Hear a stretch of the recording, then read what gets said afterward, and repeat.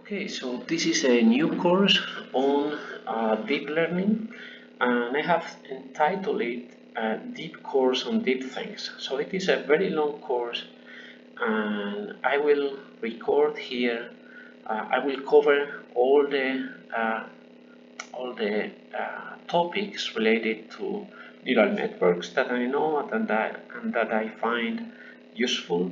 I will try to cover them from a mathematical point of view and also from a programmatic point of view, especially at the beginning where things are more simple. And then as the models get more and more complex, we will get farther from the programs. I am Carlos Casorzano. I work at the Biocomputing Unit at the National Center of Biotechnology.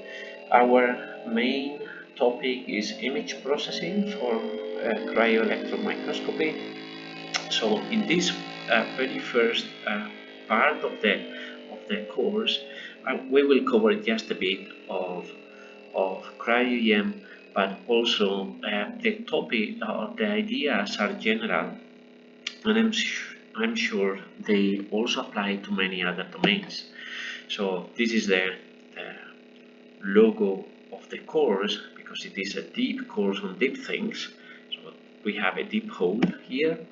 So if you want more information, especially about CryoEM, you have this paper that we published 2-3 years ago. Also, you have these notebooks, Python notebooks that you can find in GitHub.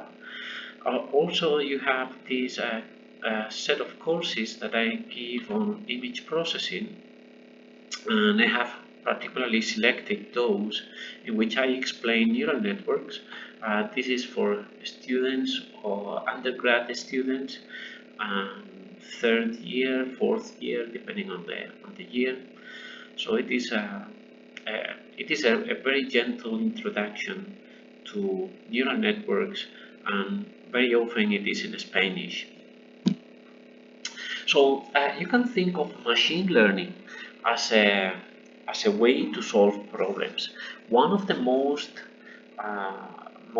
general formulations of these problems is this one. It is a maximum a posteriori. So you have some observations that we call here y. We have y naught, that is the model, and then we try to estimate what is the model that is most compatible with our observations. And this is the distribution of the likelihood distribution of the models given the observations. And then as a maximum a posteriori, we can expand it.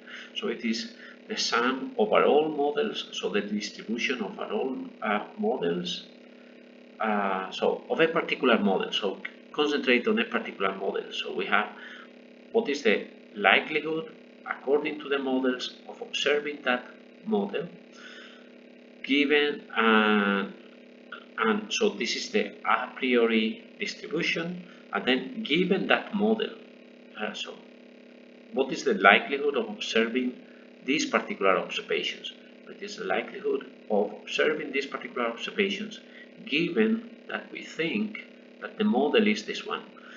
And then we divide this by the sum or the integral of the same term, but now for all models.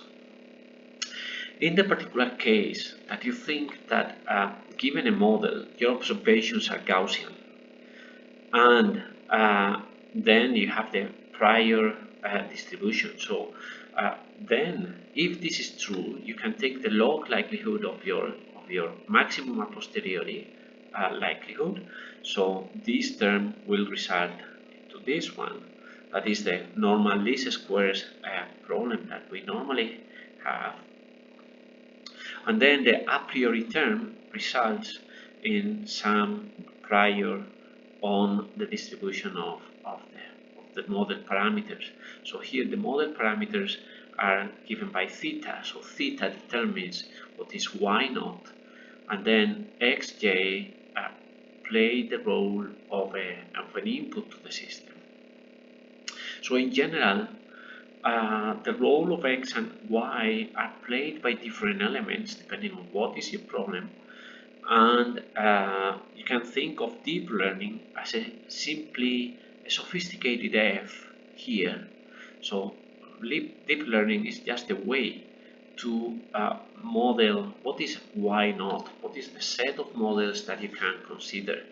And here you have an expansion of this idea, that is the same paper I referred to before.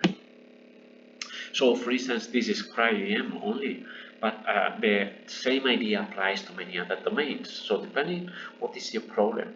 So if our problem is movie alignment, so you have a set of frames and you want to align this set of frames to produce a single micrograph by averaging, but then the model parameters are the alignment parameters. And once you have these alignment parameters, you can produce the appropriate output. Then another problem might be CTF determination. So in CTF determination, your observation is the power spectrum density that you have observed in the micrographs. The input to the system is just white noise, and then theta is played by the microscope parameters. Given the white noise and these microscope parameters, you have some prediction of what the power spectrum density should be, and then you can compare your prediction to your actual observation, and typically you have this term here for this comparison. And if you have some priors on what the microscope parameters should be, the priors should go there. Then another possible problem is particle picking. So particle picking, for every, you have as an input a micrograph. For every pixel you have to say whether that particular coordinate in the micrograph is the center of the particle, and you have to say yes or no, or true or false. So your model now is a picking model. So given the micrograph, you have a picking model that produces the set of coordinates that are candidates to be a center of particles. There is always a kind of debate between having a classical image processing approach to a problem or a deep learning approach. Here I'm presenting the same operation explained from two different perspectives. So the first one is the classical image processing approach. So you could have a map, a volume, a 3D structure, and you would have an image and a projection that looks like this from that map, of that image, of that map, looks like this image. And then here you may, for instance, express your volume as a sum of basis function, and then the integral over the volume is a sum of the coefficients of the Fourier expansion of the, not the Fourier, the series expansion, according to, so you have the same coefficients, and then what you have is to project the basis functions, and then you have a linear equation system. This is a very typical classical image processing approach. On the other hand, you can produce or you can try to figure out a network, a neural network, that given an image, it will find the projection parameters, and then it will learn a map such that when you project this map according to these parameters and you apply the CTF, still you have a projection that is similar to this one. So the projection operation, you can do it either by a classical description or by a neural network description. At the end, all you have is a function given these projection directions that here are represented by Ri and Ti, and here it is represented by H and A. So given the projection direction, you somehow produce an image, and this can be done by classical methods or by neural networks. So neural networks, again, you can think of them, okay, it is only a way of expressing functions. So as long as I can express the function, I don't care if it is a classical function or it is a neural network. All I want is just to produce the appropriate function. And so here I'm expressing that idea. We have a problem to solve in CryoEM, that is, given these kind of input images, we have to produce these three-dimensional structures compatible with these images. So uh, for that, you will need functions that perform the useful operations that you need. So no matter if your functions are classical or neural networks, as long as they have the right effect, I don't care. So this, I like this sentence. No matter if it is a white cat or a black cat, as long as it can catch mice, it is a good cat. So what I want is to solve my problems either with a classical approach or with a neural network. So for just for CryoEM here, I'm collecting all the methods that we have, or that I know at least, regarding image processing for cryo-electron microscopy. And in that paper 3 years ago, we made a comparison how many neural networks we had compared to classical methods. And you see that at that moment, classical methods largely not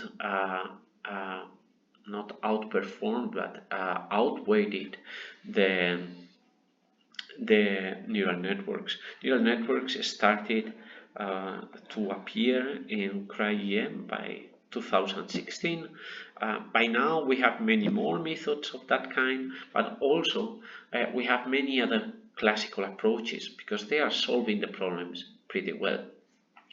So with this, I will finish this very short introduction to neural networks in CryoEM, and then we will continue in following lectures on more specific topics on neural networks.